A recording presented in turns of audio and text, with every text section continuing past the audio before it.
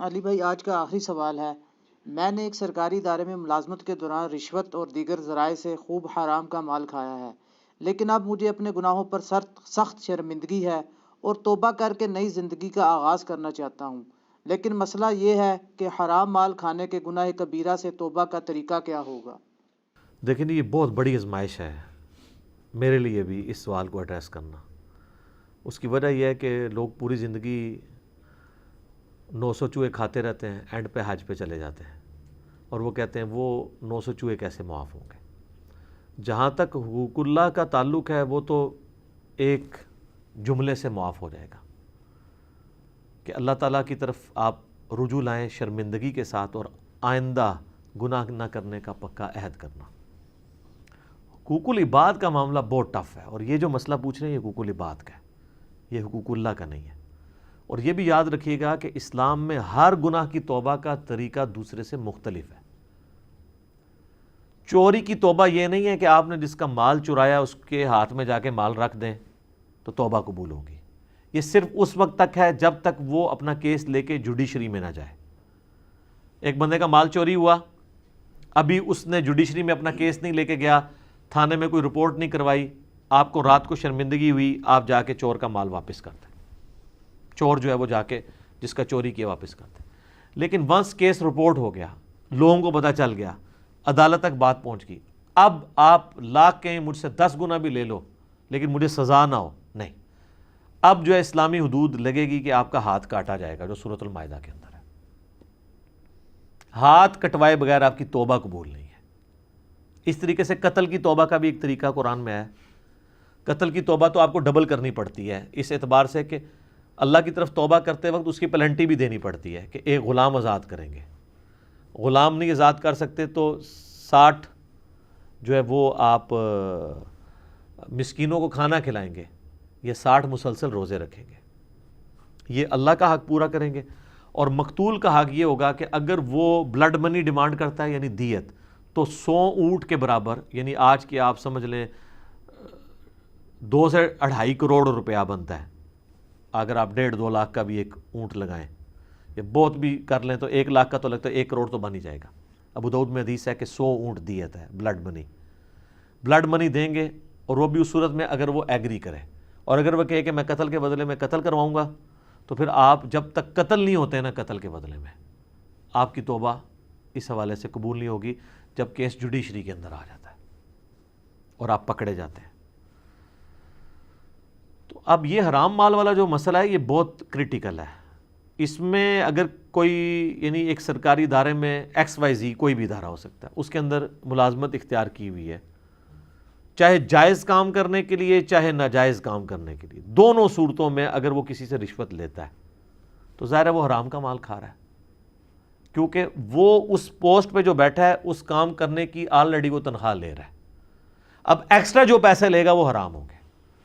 بخاری اور مسلم دونوں میں حدیث ہے کہ نبی علیہ السلام نے عاملین زکوٰۃ مقرر کیے ہوئے تھے جو جا کے زکوٰۃ کلیکٹ کرتے تھے لوگوں سے، بھیڑ بکریوں کی زکوٰۃ۔ اب جب لوگوں سے وہ کلیکٹ کرتے تھے تو لوگ ان کو بیت المال کے لیے زکوٰۃ کی بھیڑ بکریاں بھی دیتے تھے، ساتھ ایک آدھ بکری کسی کو گفٹ دے دی۔ اب جب وہ آ کے نبی علیہ السلام کے پاس بیت المال میں زکوٰۃ جمع کرواتے تھے تو کہتے تھے یہ تو وہ ہے جو ہم نے زکوٰۃ کلیکٹ کیا اور یہ مجھے گفٹ ملا ہے۔ تو نبی علیہ السلام فرماتے تھے کہ جاؤ اپنے ماں باپ کی گود میں جا کے بیٹھو، میں دیکھتا ہوں تمہیں وہاں پہ کون گفٹ دیتا ہے، تمہیں اس پوسٹ کی وجہ سے گفٹ ملا ہے، یہ بھی بیت المال میں آئے گا۔ یہ ایک جنرل حدیث ہے جو سب کو کور کرتی ہے کہ جس شخص کو سرکاری پوسٹ کی وجہ سے کوئی گفٹ بھی ملا ہے وہ حکومت کے خزانے میں جمع کروائے گا، کیونکہ اگر وہ اس پوسٹ پہ نہ ہوتا اس کو کوئی گفٹ نہ دیتا۔ اگر کوئی فوڈ انسپیکٹر نہ ہو تو کس نے اس کے گھر جا کے جو ہے وہ اتنے کلو مرغی اور اتنے کلو قیمہ جا کے دینا ہے؟ ہمیں تو نہیں کوئی آ کے دیتا، دیو بھی نہ میرا کو لے کے پہنچ جاؤ میرے گھر۔ ویسے میں کہہ رہا ہوں کہ اس پوسٹ کی وجہ سے دے رہے ہیں نا، یا علماء کو جو مل رہا ہے ان کی پوسٹ کی وجہ سے مل رہا ہوتا ہے نا۔ تو اس طرح کے گفٹ اگرچہ عاملین زکوٰۃ کی تنخواہ درست ہے، وہ قرآن میں سورہ توبہ کی آیت نمبر 60 میں 8 مصرف آئے ہیں زکوٰۃ کن کن کاموں میں لگ سکتی ہے، اس میں سے ایک مصرف یہ ہے کہ جو زکوٰۃ کو کلیکٹ کرنے والے سرکاری ملازمین ہیں ان کی تنخواہ بھی۔ اس لیے ہمارے ٹیکسز کا جو پیسہ ہے اس سے فوج کی، ایجنسیز کی، اور اسی طریقے سے جو باقی حکومتی عہدیدار ہیں ان کی تنخواہیں جاتی ہیں. اب وہ اپنا کام کرنے کا ایکسٹرا پیسہ لوگوں سے لینا شروع کر دیں. جس طرح کسی زمانے میں ہمیں یاد ہے کہ شناختی کارڈ جب یہ نادرہ نہیں تھی, اللہ بھلا کرے پاکستان میں ایک ادارہ ایسا ہے جس پہ ہم فخر کر سکتے ہیں پرسنلی. انہوں نے آ کے کم از کم کسی ایک کام کو تو سٹریم لائن کیا ہے نا. آپ پاکستان میں کسی جگہ ان کی آؤٹ لیٹ کے اوپر چلے جائیں تو آرگنائز طریقہ ہے. نادرہ جب تک نہیں تھی نا, اور آپ کو اپنے تھانے کچہریوں سے شناختی کارڈ وہ ہاتھ کا لکھا ہوا, ہمارا تو پرانا وہی تھا 19 آپ سمجھ لیں آلموسٹ 98-99 کے اندر ہم نے جا کے وہ بنوایا تھا. تو اس شناختی کارڈ کو بنوانے کے لیے یا آپ کو اپنے صوبے کا ڈومیسائل نکلوانے کے لیے اپنے جائز حق کے لیے رشوت دینی پڑتی تھی. چیز آپ کی ہے, آپ پیسے دے کے نکلوائیں گے. یہ پاکستانی شہری کا حق ہے کہ اس کو شناختی کارڈ دیا جائے جس کا آلریڈی بے فارم آپ کے پاس موجود ہے کہ یہاں پہ پیدا ہوا ہے فلاں سن کو, اس کے ماں باپ یہاں کے شہری ہیں. یہ حکومت کا کام ہے کہ اس کو شناختی کارڈ دے. اس کے لیے آپ کو, اور وہ اگر نہ ہو تو آپ کو کالجز کے اندر ایڈمیشن نہیں ملتا. اب تو خیر بینک میں اکاؤنٹ بھی نہیں کھلتا اگر آپ کے پاس شناختی کارڈ نہ ہو, تو رشوت دینی پڑتی تھی. اب تو چلے فیس دے کے کام ہو جاتا ہے اپنے جائز کاموں کے لیے. تو اب جو لوگ وہاں پہ بیٹھ کے رشوت کھا رہے ہیں وہ تو بیٹھے اس لیے کہ لوگوں کے ڈومیسائل بنائیں یا اس زمانے میں شناختی کارڈ بنائیں. وہ رشوت کس چیز کی لے رہے ہیں؟ اگرچہ وہ جائز کام کے اوپر پیسے لے رہے ہیں لیکن ان کا پیسے لینا حرام ہے. یہ جو حدیث ہے نا, یہ صحیح حدیث ہے کہ رشوت دینے والا اور لینے والا دونوں جہنمی ہے. یہ اس صورت میں جب جو دونوں رضا کے ساتھ یہ کام کریں. جو مجبور بندہ ہے نا کہ جس نے اپنا حق لینا ہے اور اس کو مجبوراً رشوت دینی پڑتی ہے, پھر صرف لینے والا دوست کی ہے, رشوت دینے والا دوست کی نہیں ہوگا. اس کے گناہ کا وبال بھی وہی اٹھائے گا کیونکہ اس نے تو اپنا کام لینا ہے. اس کے پاس تو سنوائی کوئی نہیں ہے, کہاں جائے وہ, کس کے ساتھ جا کے وہ سر پھاڑے اور لڑے جا کے. تو اس طرح کے سارے کاموں میں لوگ رشوتیں لیتے ہیں. اسی طریقے سے آپ پولیس میں خدا نخواستہ آپ کو کبھی کوئی کام پڑ جائے تو آپ کو یعنی اپنے جائز ڈاکومنٹس نکلوانے کے لیے وہاں پہ رشوت دینی پڑ جاتی ہے. اللہ ماشاءاللہ لوگ اچھے لوگ بھی موجود ہیں. بلکہ آج کل یہ جو ایزی پیسہ آپ نے کسی کے اکاؤنٹ میں پیسے بھجوانے, اس کے تو 1 روپیہ بھی نہیں لگتا. تو بعض جو ہے وہ داؤ لگاتے ہیں, اس میں بھی 10 روپے لے لیتے ہیں, حالانکہ وہ جس نے ویٹ ڈرا کرنے ہوتے ہیں اس نے پیسے دینے ہوتے ہیں. تو جس کا جو داؤ لگتا ہے وہ جہاں پہ بیٹھا ہوا ہے, صرف سرکاری ملازم نہیں باقی لوگ بھی یہی کام کر رہے ہیں.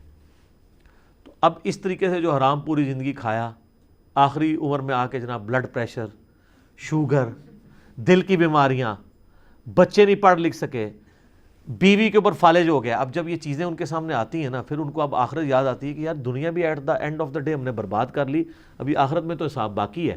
اور یہ بھی وہ جس کے اندر غیرت کی کوئی رتی ہو.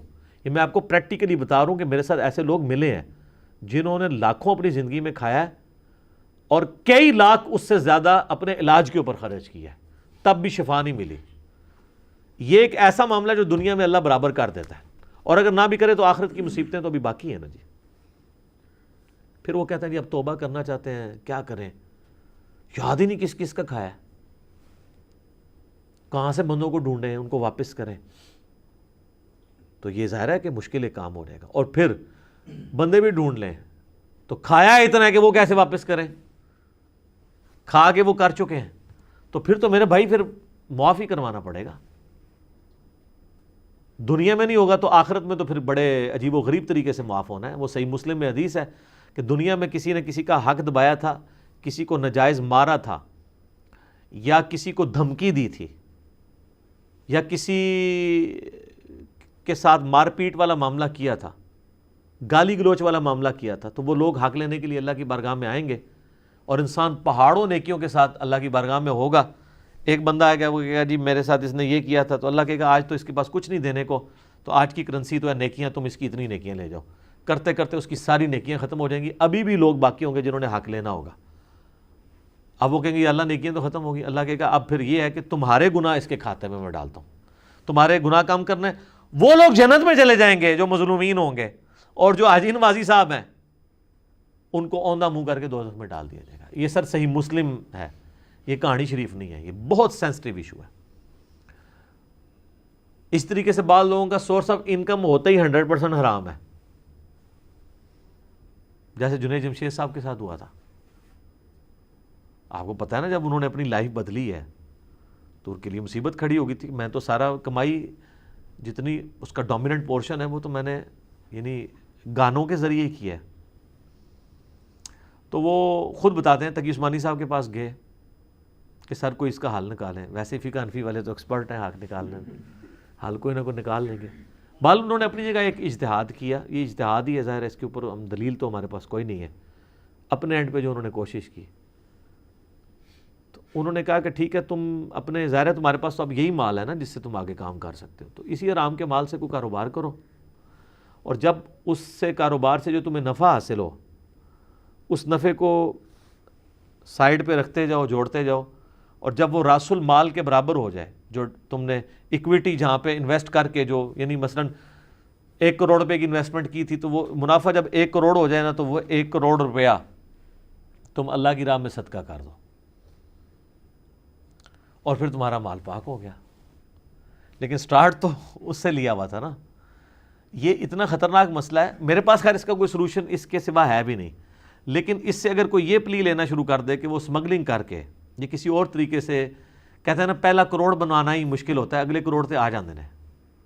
دیکھنے آپ کے یہاں پہ کئی ارب پتی لوگ ہیں, ان کو وہ لوگ اگر اپنی بایوگرافی آپ کو سناتے ہیں تو وہ کہتے ہیں کہ ہمیں تو اپنے ماں کی دوائی کے لیے بھی ہمارے پاس پیسے نہیں تھے. آج وہ جناب خربوں کے مالک ہیں.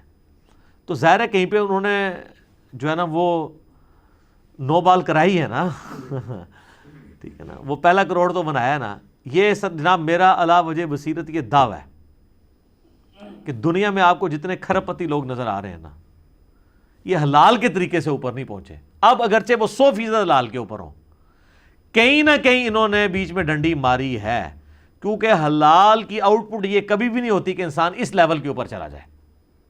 چاہے انہوں نے اپنے فائلوں کو ٹائر لگائے ہوئے ہوں, وہ اس کو غلط سمجھ نہیں رہا ہوگا, لیکن کہیں نہ کہیں اس نے اپنے معاملات کیے ہوں گے. چاہے دھونس کے اوپر کسی سے کوئی چیز ہتھیائی ہو, یا کسی دوسرے کو نیچا کرنے کے لیے اس کے خلاف پراپوگنڈا کر کے اپنی پروڈکٹ لانچ کی ہو.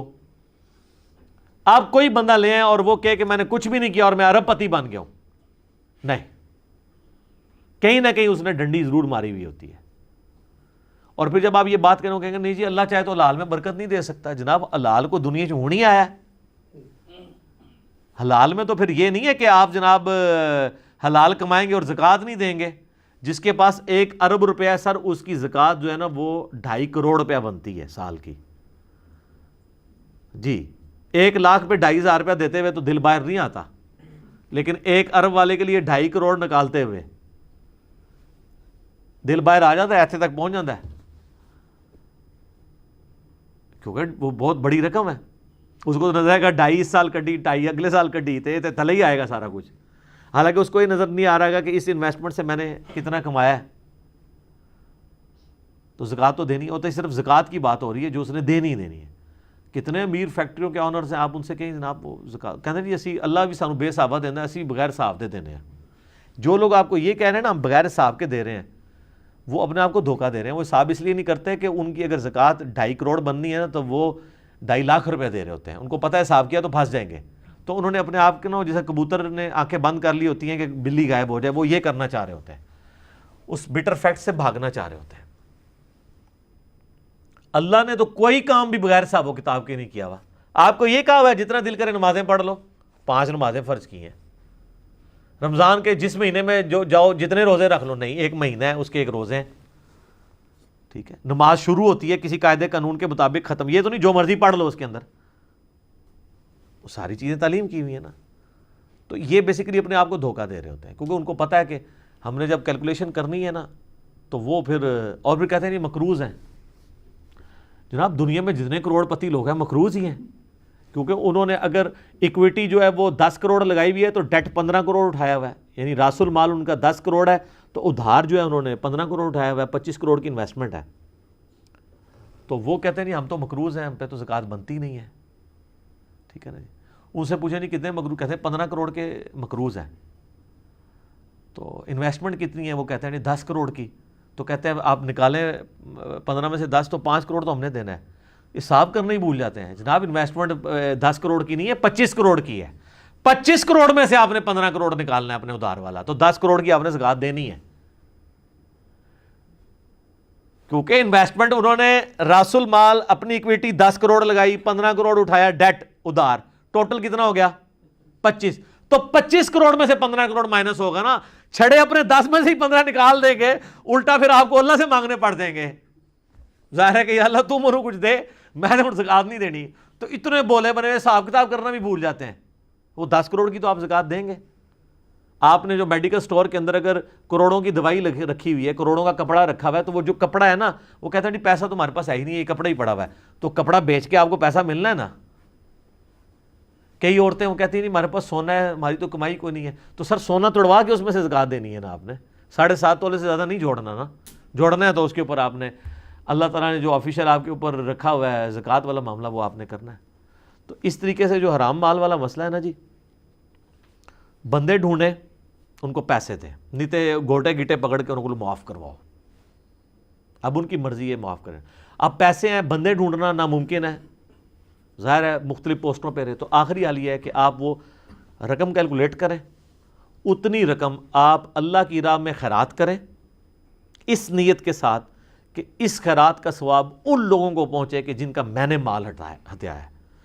اور ان بیچاروں نے ہو سکتا ہے اپنے زمانے میں خود اتنی خیرات نہ کرنی ہوتی, وہ قیامت والے دن جب دیکھیں گے کہ وہ خیرات کا مفت کا ثواب ان کے نامہ مال میں آ گیا, تو عین ممکن ہے وہ آپ سے راضی ہو جائیں کہ چلو یار اس نے ہمارے سے پیسہ لیا تھا تو ہماری طرف سے خرچ کیا, بلکہ وہ تو کہیں گے کہ اور ہی تھوڑا لے لیتا, آج تو کرنسی تھی نیکیاں تو ہمیں مل جائے. تو اللہ تعالیٰ اور اس کو سپورٹیو احادیث بھی ہیں کہ اللہ تعالیٰ پھر معافی والا معاملہ فرما دے گا. لیکن یہ بہرحال آپ کو حقوق العباد اسی طریقے سے معاف کر, یہ تو مال کی بات ہو رہی ہے, باقی جو زیادتیوں والا معاملہ ہے وہ تو جناب بہت سخت ہے. سورہ نساء میں ہے جو لوگ یتیموں کا مال ناحق کھا رہے ہیں وہ اپنے پیٹ میں دوزخ کی آگ بھر رہے ہیں, وہ تو جناب آپ کو معاف کروانی پڑے گی. ادروائز پھر یہ اگر نہ کوئی ملے تو پھر اس طریقے سے ایک آخری حل ہے. آپ کو کہتا ہے میرے پاس مال بھی نہیں ہے, پھر جناب آپ رو پیٹ کے پوری زندگی گزاریں کہ اللہ تعالیٰ آپ پہ رحم کھائے کہ قیامت والے دن آپ کے جن کے اوپر آپ نے ظلم ڈھایا ہے ان لوگوں کو اللہ تعالیٰ خود سے اپنی طرف سے کچھ دے کے راضی کر دے تو کر دے. وہ تو رونا پیٹنا اب آپ اللہ کے سامنے ہی کریں, ہمارے پاس تو اس کا کوئی سلوشن نہیں ہے. یہ سلوشن تھا کہ آپ اللہ کی راہ میں خرچ کریں. لیکن اس میں اب میرے پچھلے دنوں ایک کلپ بھی آ چکا ہے, 40 سال پرانا قرضہ, گولڈ کی ڈی ویلیو کو بھی آپ کاؤنٹ کریں گے. ظاہر ہے تو آپ تو آج کی ڈیٹ میں وہ قرضہ اتار رہے ہیں نا. یہ تو نہیں ہے کہ آپ نے رشوت کھائی تھی آج سے 40 سال پہلے 1000 روپیہ, تو آج 1000 روپیہ آپ اتاریں گے, نہیں. وہ آپ کو گولڈ کے اعتبار سے کیلکولیٹ کرنا پڑے گا, کیونکہ اگر بارٹر سسٹم ہوتا تو پھر کیا ہونا تھا کہ اگر آپ نے سال پہلے کسی کی 40 کلو گندم ہتھیائی تھی تو آج 40 کلو ہی دینی تھی نا. یہ تو نہیں ہونا تھا کہ آج 1 کلو دینی تھی. آج اتنے روپے میں جو ہے وہ 1 کلو گندم آئے گی جو آج سے 40 سال پہلے 40 کلو آتی تھی. تو اگر 40 کلو گندم ہتھیائی بھی تھی تو آج 40 کلو ہی دیں گے نا, بارٹر سسٹم کے اندر اشیاء کے بدلے اشیاء. اس طریقے سے منی جو کہ ڈی ویلیو ہوتی ہے تو وہ آپ کو گولڈ کے فارم میں کیلکولیٹ کرنا ہوگا کہ اس وقت, اور لوگوں کو پتہ ہوتا ہے, آپ جتنے بھی لوگ ہیں ان سے ذرا پوچھیں کہ جناب ہم جب چھوٹے سے تھے اس وقت جو ہے وہ تنخواہ اتنی تھی تو سائیکل جو ہے وہ 250 روپے کی آتی تھی, اور یہ اتنا ہوتا تھا, یہ اتنا ہوتا تھا. جب یہ 1 روپے کا نان ہوتا تھا تو ہونڈا جو 70 ہے وہ 10,000 روپے کا ملتا تھا. تو ریشو پروپورشن نکالنا کوئی مشکل نہیں ہے. اور آج کل تو گوگل حافظہ اللہ میں آپ لکھیں اور وہ آپ کو بتا دے گا. آپ 50 سال پرانا بھی ریٹ نکالیں نا گولڈ کا, وہ آپ کو اس طرح بتائے گا. آپ لکھیں ڈالر اور روپے کی جو قدر کا فرق ہے 1947 سے ابھی تک کا آپ کو دے دے گا کہ اس وقت جناب ڈالر اتنے کا تھا, 4 روپے کا ڈالر تھا, جو آج ڈالر 163 روپے کا ہو چکا ہے. 1960 میں کسی کے پیسے کھائیں تو ڈالر کے ساتھ ریشو, اور ڈالر تک آپ پہنچ گئے تو آپ گولڈ تک پہنچ گئے. وہ آپ میرا کلپ دیکھ لیں, یہ پوری بینکنگ کی سازش جو ہوئی ہے, ڈالر انہوں نے لانچ کر دیا, گولڈ آپ کا ہتھیار کے اپنے پاس رکھا ہوا ہے انہوں نے, تاکہ جس وقت چاہیں آپ کی گھیچی مروڑ دیں. دنیا کی اکانومی ان کے پاس ہے. تو اس طرح کے گناہوں سے پھر توبہ کا طریقہ یہی ہوگا, اور تو کوئی آپ کے پاس حل نہیں ہے. بہرحال اللہ کا شکر ہے کسی کو موت سے پہلے یہ خیال آ جائے کہ اس نے توبہ بھی کرنی ہے, یہ بھی اللہ کی رحمت ہی ہے. ورنہ پوری زندگی کسی کو خیال ہی نہیں آتا کہ اس نے توبہ کرنی بھی ہے, اور اسی طریقے سے آخرت کی زندگی میں انسان پہنچ جاتا ہے. دیکھیں جنید جمشید صاحب نے جب یہ اپنی لائف چھوڑی تھی تو ان کے ساتھ اور لوگ بھی تو تھے نا.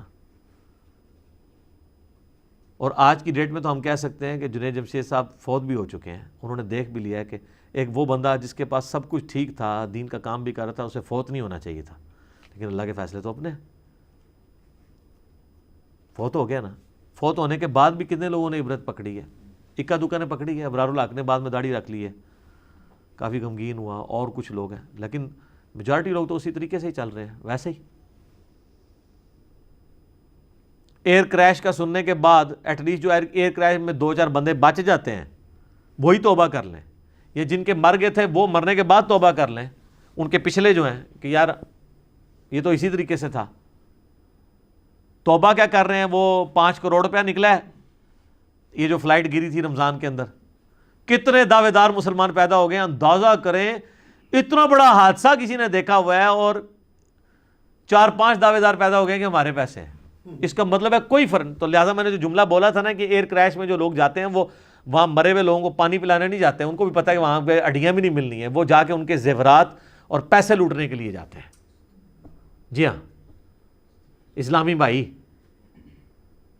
مسلمان بھائی, تو ریالٹی ہے یہ. اگر کوئی کہتا ہے نہیں جی اس سے ہمارے ایک ملک و قوم کے امیج کو نقصان پہنچ رہا ہے, تو یہ سرخی پاؤڈر آپ خود لگاتے رہیں, پوری قوم کو, پوری دنیا کو پتہ ہے کہ ہم کیا ہیں. باقی جی اللہ تعالیٰ ہمیں حرام مال سے بچائے, حلال کے اوپر قناعت نصیب کرے, اس کی برکتیں عطا فرمائے. اور اگر کسی نے اپنی زندگی میں ایسا کیا ہے تو وہ اب رجوع اللہ لے کے آئے, اور جن لوگوں کا حق غصب کیا ہے ان سے معافی کروائے اور ان کو مال دے. خالی کھلی معافی کروانے سے نہیں ہے, مال دے. اس طرح لوگ پوچھ رہے ہوتے ہیں کہ جی ہمارے والد صاحب ہماری بہنوں کو جداد میں نہیں دے کے گئے ہیں تو ہم دیں. بالکل دیں آپ, تاکہ آپ کے باپ کو دوزخ کی آگ سے بچا لیا جائے.